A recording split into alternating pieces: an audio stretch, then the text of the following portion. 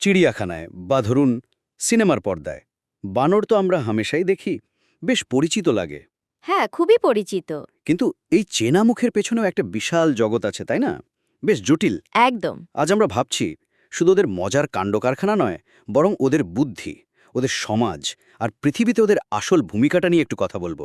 মানে আমাদের কাছে যা যা তথ্য আছে সেগুলোর উপর ভিত্তি করে। হ্যাঁ, ঠিকই বলেছেন। বানর তো আসলে প্রাইমেট বর্গের প্রাণী, স্তন্যপায়ী। হুম। আর পৃথিবীতে এদের প্রায় ২৬০টারও বেশি প্রজাতি পাওয়া যায়। ভাবা যায়? 200 বেশি, মানে বিশাল বৈচিত্র্য তো। আসলে এই যে এত রকম প্রজাতি, এদেরকে বিজ্ঞানীরা মূলত দুটো বড় দলে ভাগ করেন, তাই না? হ্যাঁ, হ্যাঁ, দুটো প্রধান ভাগ আছে। একদিকে আছে ওই যে নতুন বিশ্বের বানর।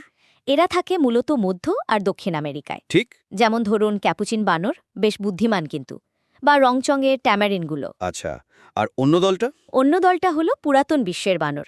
এদের দেখা যায় আফ্রিকা আর এশিয়ায়।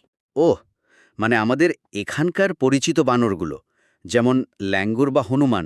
হ্যাঁ, হনুমান, রিসাস ম্যাকাক বা বাঁদর যাকে বলি আমরা, এরা সবাই এই পুরাতন বিশ্বের দলেই পড়ে।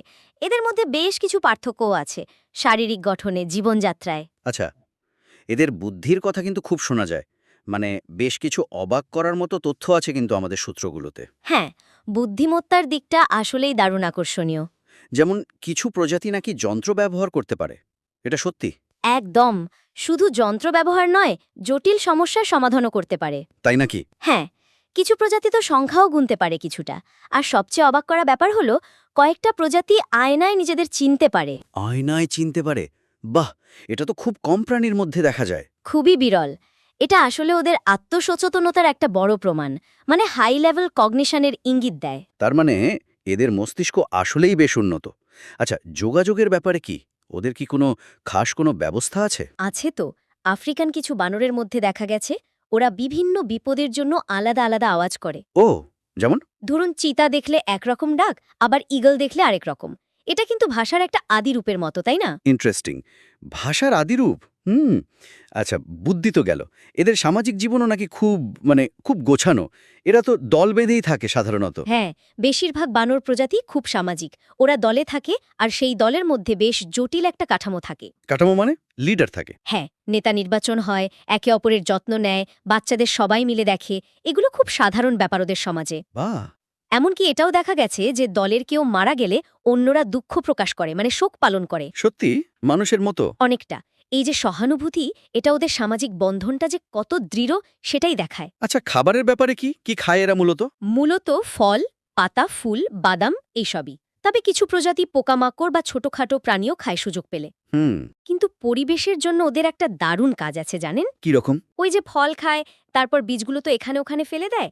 অজান্তেই ওরা কিন্তু পুরো বন ছড়াতে আর টিকিয়ে রাখতে সাহায্য করে।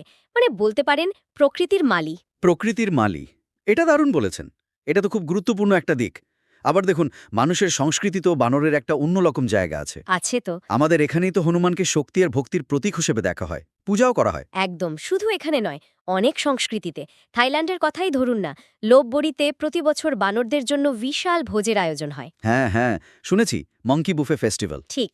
আবার অনেক জায়গায় বানর দেখা মানে ভালো কিছু হবে, এরকমও মনে করে অনেকে। যদিও শহরের দিকে আবার মানুষের সাথে ওদের সংঘাত হয় বেশ। সেটাও একটা দিক, সম্পর্কটা বেশ জটিল। এত যে গুরুত্ব, এত সাংস্কৃতিক যোগসূত্র, কিন্তু শুনছি এদের অনেকের অস্তিত্বই এখন সংকটে। আমাদের সূত্রগুলো তো তাই বলছে। হ্যাঁ, দুঃখজনক হলেও এটাই সত্যি। ওদের থাকার জায়গা মানে বনজঙ্গল কমে যাচ্ছে। শিকারও তো হয় নিশ্চয়। হ্যাঁ, শিকার তো আছেই, সাথে অবৈধ ব্যবসা, মানে পোষার জন্য বা রিসার্চের জন্য ধরা হয়। এই সব মিলিয়ে বহু প্রজাতি আজ বিপন্ন, বিলুপ্তির পথে। IUCN এর রেড লিস্টের কথা বলছিলেন? হ্যাঁ, international union for conservation of nature.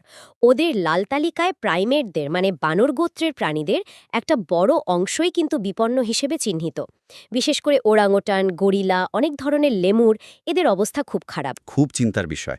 এদের বাঁচানোর জন্য কিছু কি করা হচ্ছে? কোনো উদ্যোগ? হ্যাঁ, চেষ্টা তো চলছে বিশ্বজুড়েই।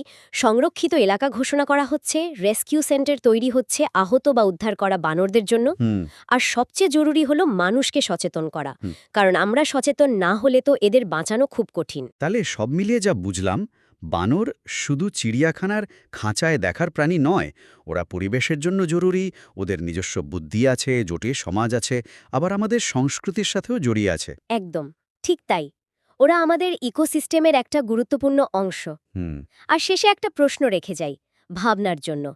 এই যে বানরদের মধ্যে এত জটিল সামাজিক আচরণ, বুদ্ধি বা যোগাযোগের ক্ষমতা আমরা দেখছি, হ্যাঁ। এটা কি শুধু ওদের প্রজাতিটা বোঝার জন্যই জরুরি, নাকি এটা আসলে সমস্ত প্রাইমেট মানে আমাদের নিজেদের বিবর্তন আর এই গুণগুলো কোথা থেকে এলো সেই বৃহত্তর ছবিটা বুঝতেও সাহায্য করে?